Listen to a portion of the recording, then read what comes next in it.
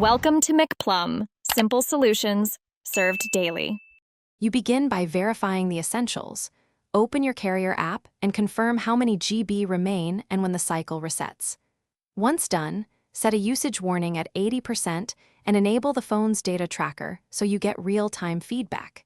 Next, immediately disable background data for non-essential apps and pause automatic large downloads.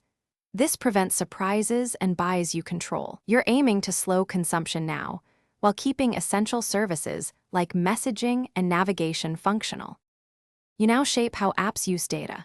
Activate Data Saver or Low Data Mode so apps limit background activity. Then, go app by app.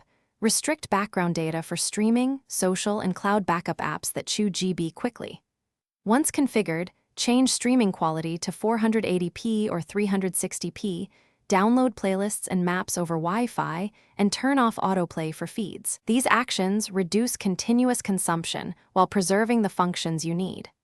Over time, this yields significant data savings. Finish by confirming your settings and watching usage for 24 hours to ensure the changes work. Set alerts at 50% and 90% so you stay informed. If you still need more, buy a one-time add-on or use tethering sparingly.